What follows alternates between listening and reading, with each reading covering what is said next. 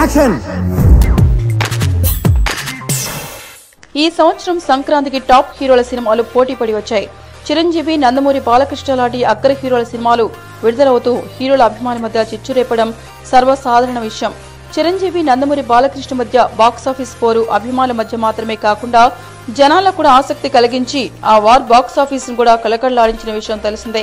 అయితే తాజాగా దసరాకు కూడా అలాంటి స్టార్ వార్ జరిగే సూచనలు కనబడుతున్నాయి. పవన్ కళ్యాణ్, జూనియర్ ఎన్టీఆర్, నందమూరి బాలకృష్ణల సినిమాలు నిర్మిస్తున్న నిర్మాతలకు, ఆ సినిమాల బయ్యర్లకు గుబులు పుట్టిస్తున్నట్లుగా వార్తలు వస్తున్నాయి. పూరి జగన్నాథ్ దర్శకత్వంలో బాలకృష్ణ చేస్తున్న సినిమా సెప్టెంబర్ 29న విడుదల చేయనున్నట్లు ప్రారంభోత్సవం రోజే ప్రకటించిన సంగతి తెలిసిందే. ప్రస్తుతం షెడ్యూల్ కూడా దీని ప్రకారమే సాగుతున్నాయి.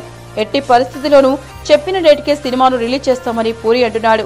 మరోవైపు పవన్, ఎన్టీఆర్ సినిమాలు కూడా అనుకున్న సమయానికి సెట్స్ మీదకి వెళ్లకపోవడంతో అవి కూడా పూర్తయి సెప్టెంబర్లోనే రిలీజ్ కాబోతున్నట్లు సంకేతాలు ఇస్తున్నాయి.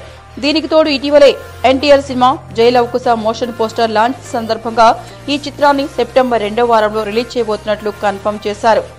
ఇది సరిపోదన్నట్లు పవన్, త్రివిక్రమ్ ఆలస్యంగా మొదలైన సెప్టెంబర్ 3వ వారంలో వచ్చే అవకాశాలున్నాయని అంటున్నారు. దీంతో ఈ సెప్టెంబర్లో పవన్, ఎన్టీఆర్, బాలయ్యల సినిమాలతో ఎన్ని ప్రకంపనలు వస్తాయో చూద్దాం.